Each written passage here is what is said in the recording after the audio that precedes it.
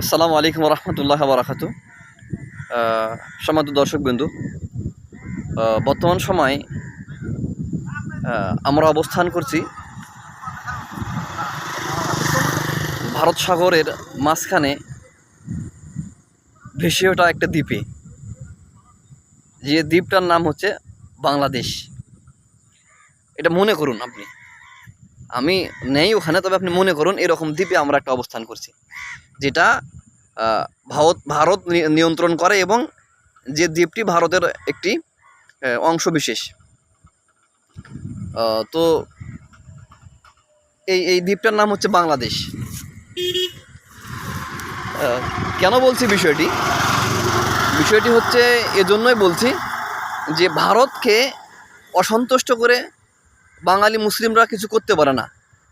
বাঙালিরা কোনো কিছু করার অধিকার রাখেন না ভারতকে অসন্তুষ্ট করে। ভারত অসন্তুষ্ট হয়, ভারত মন খারাপ করে, এরকম কোনো কাজ বাংলাদেশ করতে পারে না। মানে বাংলাদেশের সরকার করতে পারে না। তার মানে এরা কার দ্বারা শাসিত? নিশ্চয়ই ভারতের মাধ্যমে। যেহেতু যে কাজেই ভারত আপনার অসন্তুষ্ট হবে, সেই কাজটা বাংলাদেশ করতে পারবে না, অথচ ওই কাজটা বাংলাদেশের জন্য কল্যাণকর।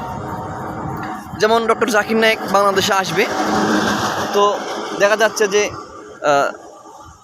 আমরা ওনাকে আনতে পারছি না।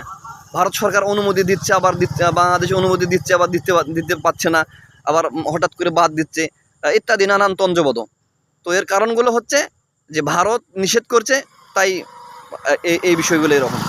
তো আমরা ওই জন্যই বলছি যে মনে হচ্ছে যেন আমরা ভারতের কোনো অঙ্গরাজ্যে অবস্থান করছি। তো শুকরিয়া, আল্লাহ সুবহানাহু ওয়া তাআলা আমাদেরকে এক আল্লাহর প্রতি ঈমান এনে, পূর্ণ ঈমান এনে আমরা যেন জীবনযাপন করতে পারি, সেই সুযোগ তৌফিক দান করুক। আল্লাহুম্মা আমিন। আসসালামু আলাইকুম রহমতুল্লাহ।